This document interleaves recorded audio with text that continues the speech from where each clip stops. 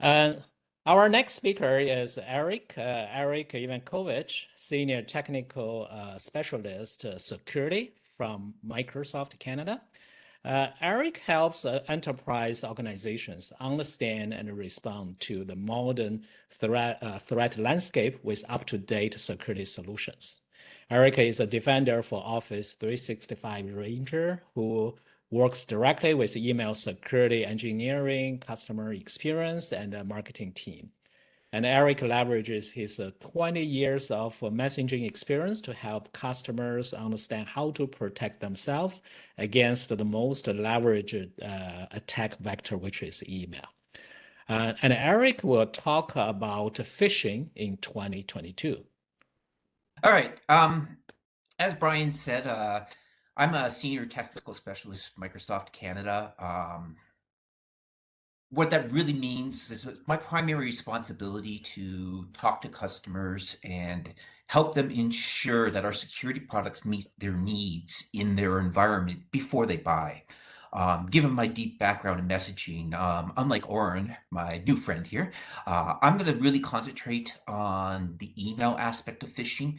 And I really wanted to talk about some of the things and the trends we see when we're evaluating security technologies of how threat actors are trying to phish people in 2022, today's world. And also a couple high-level things on what you should ensure you're considering when you're trying to protect yourself against phishing.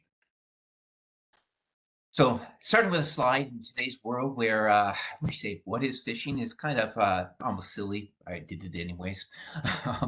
It doesn't matter how non-technical you are. I don't think I meet many people when I describe what I do for a living who don't have a concept of phishing.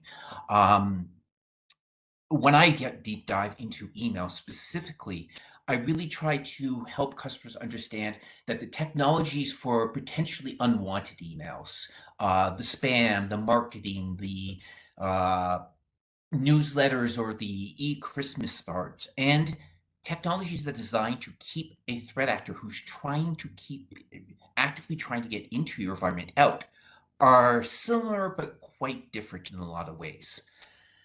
So this conversation is definitely about trying to keep threat actors out.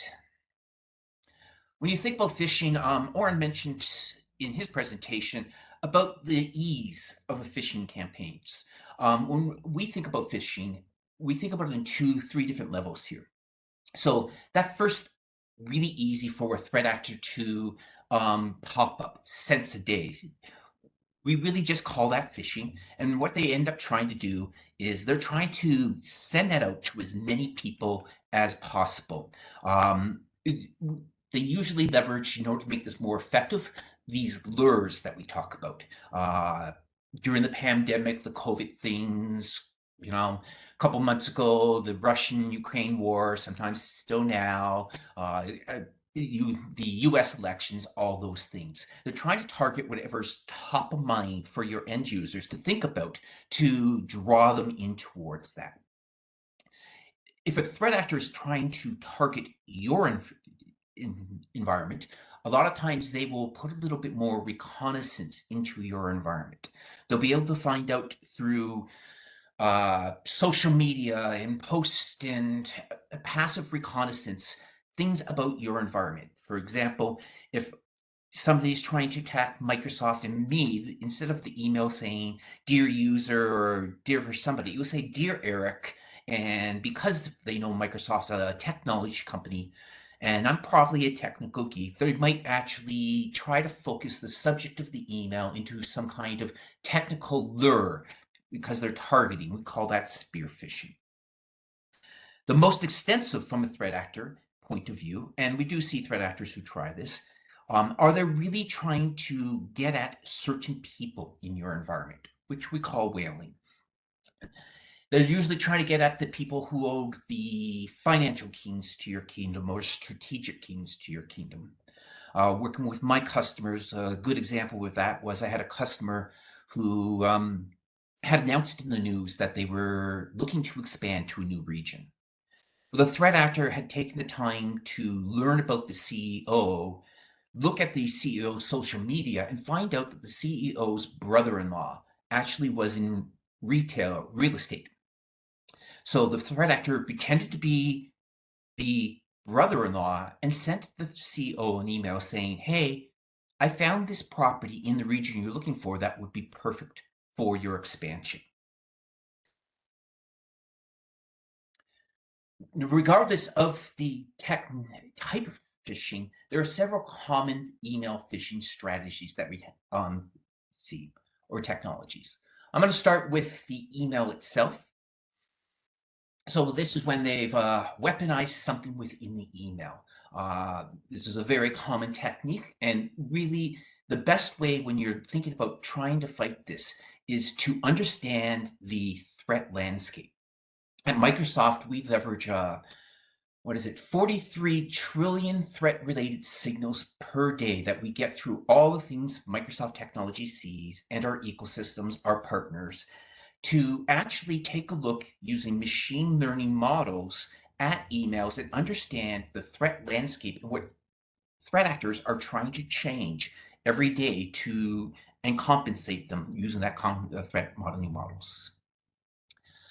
Threat actors also will do content injection.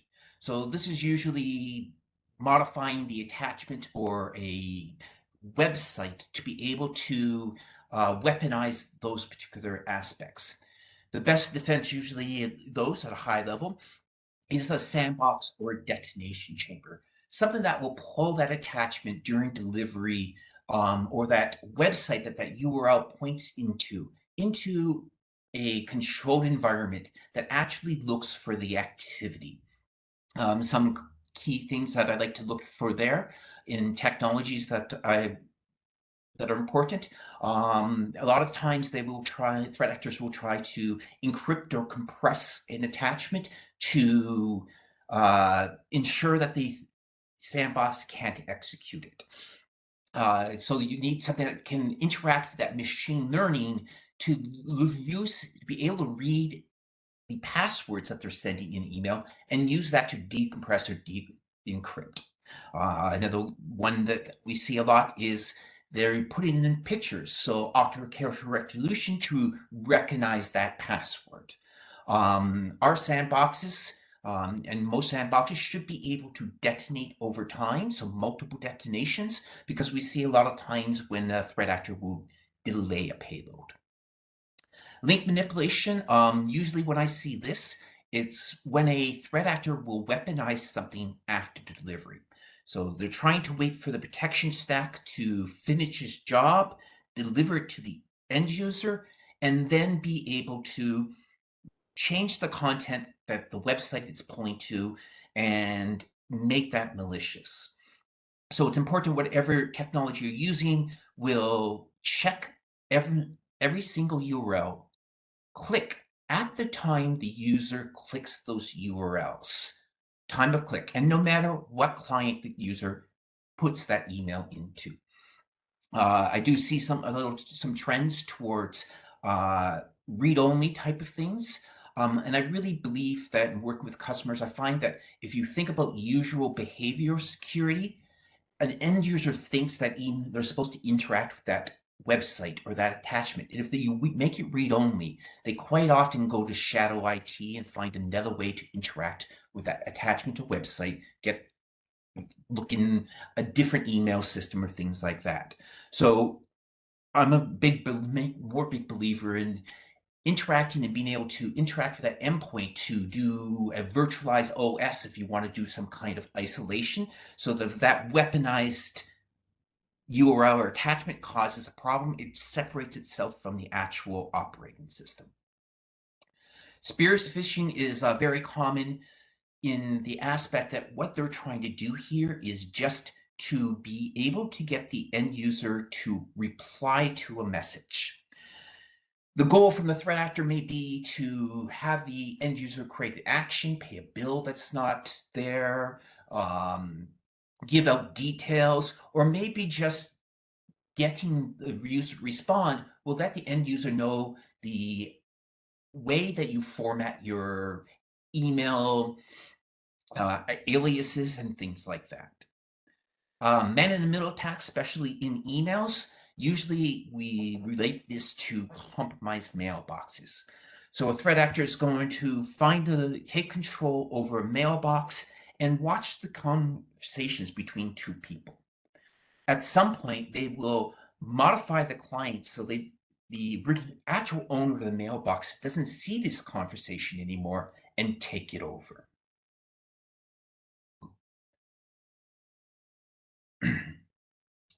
I think Orange stat was 96%. We actually have just say over 90% of email. That stat hasn't changed in a long time since I've been doing deep diving into email security. And one of the reasons we see that is the rise of what we call cybercrime as a service. Oren mentioned pennies per to be able to launch it. You can see the type of numbers and impact that our digital crimes unit sees solely with phishing URLs and kits within a year frame. Regardless of how they're setting up or how much detail they're trying to put into it, going back to that types of phishing, there are really three categorizations that they're trying to do.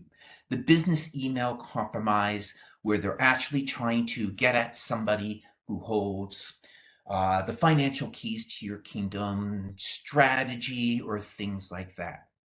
Credential phishing, where their goal is to just find out the user's credentials so that they can get into your environment. And of course, ransomware is still pretty prevalent and almost always starts with phishing. I find that what we call human-operated ransomware, which is a more targeted version rather than that spray and pray type that a lot of times you see, almost always starts with a phishing message. I've got 5 steps, very high level, to protect your organization from phishing attacks. So I'm going to talk about each one of them. First, we really talk about strengthening the human factor. Or instead about creating that culture in the training, which is great. 82% of breaches have some kind of human factor involved, interaction. And the studies that we see show that you can decrease your phish susceptibility by about 40% with a good phish education program. Now, the problem that begs the question, what is a good phish education program? Microsoft, we launched our attack simulation back in 2017, and we've really been building it and modifying it based on the core values of what we think a good phish education system is. The first is the things that you're testing your users on need to be relevant to actual real world scenarios. If you're still sending information and testing users on to see if they can know that Nigerian princes aren't trying to send them money, your protection stack's probably going to protect against that. And the training doesn't become relevant. The test doesn't become relevant. So what we've done is use their protection stack, and all the attacks we see globally, we de-weaponize them and give you them as options. Other companies call them templates. We call these payloads. You can send them through your end users to see if they would actually fall for them if your protection stack hadn't been able to block them. The second thing is the training that you're giving must be relevant to those attacks. So how we approach this is using the machine learning to actually look at the technique or strategy that the threat actor is trying to use to get at your end users, and automatically assign the proper training that would educate the end user on how to help avoid them. And thirdly, one of the biggest ones is the empathy about it. Oren said it, and I'll say the same thing. We're all human. There's the human nature. People are going to make mistakes. People are going to get busy. So our technology is really designed to let them know that, hey, keep a growth mindset about this. It's okay to have failed. Let's try to learn from this scenario. And B, to not have the training be too punitive. if because they've fallen for a simulation, now they've been assigned 4 or 6 or a day's worth of training, they're less likely to embrace that or learn from it. So we keep all our training sessions down to under 10 minutes so they're more likely to embrace and try to learn and keep that open growth mindset, as Microsoft likes to say. The email security system. I talked a little bit about during the strategies or techniques about some of the protections you would want. So this particular section, I really want to talk about that defense in depth. When I talk to a lot of customers, sometimes they think of defensive depth as multiple products along the same stack. I prefer to think about defensive depth as being able to make sure that the layers of protections work with each other. So here's our email stacks, and you can see that the edge protection and sender intelligence and content filtering, which are all designed to counteract those strategies and techniques. For us, they're all part of that one product that works with each other. They're not isolated. They work together to ensure the maximum protection. That is only part of it because that's an email specific conversation. If you really want to be focused and help out, you really have to have that XDR conversation and ensure your security products are capable of working together.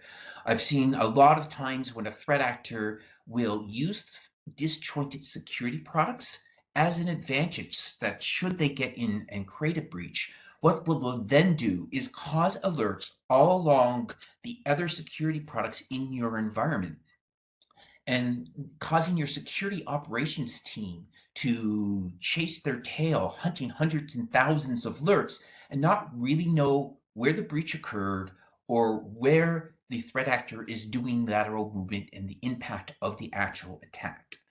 That XDR and the artificial intelligence to be able to talk to those multiple products or singular product if you're using a suite, ensuring that it can correlate those attacks and let you know that they're all correlate those alerts and let you know they're all one attacks will greatly help you in the incident that you actually have a security incident in your environment.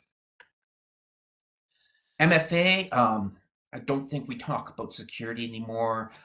Zero trust without mentioning MFA. When we talk about email, I talked about the credential harvesting and the threat actor just trying to get at those credentials. That second form of a factor makes those credentials much less useful. Oren talked about hard tokens. Microsoft, we like to talk to the world about eventually going to the passwordless reality. I rarely ever enter a password into anything to do with my Microsoft technology unless I'm using a device that's not dedicated to me, because all my passwords and all my credentials are stored in the TPM chip of the actual device. In order for that to be useful, the threat actor would have to have my knowledge of how to use it, my face, my biometrics, my hard token, and the device that I use at the same time. The other thing I've noticed a lot when dealing with customers and overall security is how important conditional multiple factor authentication is. I've dealt with a lot of companies where the end user gets multiple factor authentication fatigue and just starts approving anything that pops up and not actually thinking about whether they initiate that session. So that conditional access of being able to analyze whether those credentials are risky, along with the session. Is it coming from an unknown IP or a risky IP? And the device it's coming from, and be able to tie that in and react differently based on that is a very important thing to think about.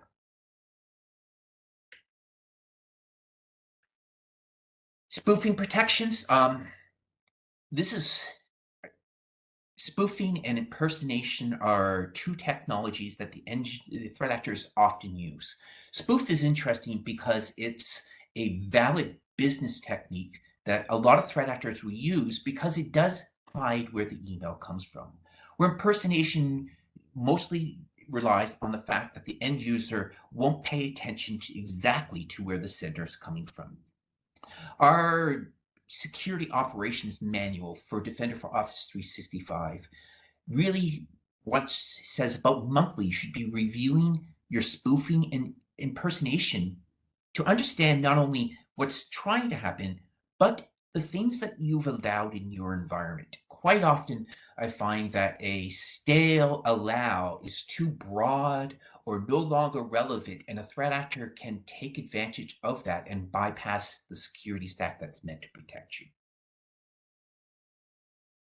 And lastly, to be able to think about the data itself and identify high risk processes and data and be able to do that. And that really comes down to that data loss prevention. I've mostly talked about email, but when you think about data loss prevention, you definitely should have a system, much like that XDR conversation, that doesn't just look at your email, but looks at any cloud storage you have, your endpoints, your USB drives, and not only can stop information that's sensitive, whether it be financial or patents or just a document through document fingerprinting that is important. You don't want that type of document to leave your environment, but also to be able to encrypt things that have things that need to leave your environment so that if they go beyond the allowed user, that they are useless because the encryption follows them. Phishing is a very in-depth, complicated subject, and we can talk about it for hours and upon hours, all the techniques. So we do have an aka.ms on phishing that will help you learn a little bit more. Mentioned our attack simulator to help you fortify that human factor. And of course, with our technology, Defender for Office 365, if you want to get deep into how to use it, right up to the 300 level and become an expert, we have training available for you. That's the end of my presentation. So Brian, do you have any questions from the audience for me?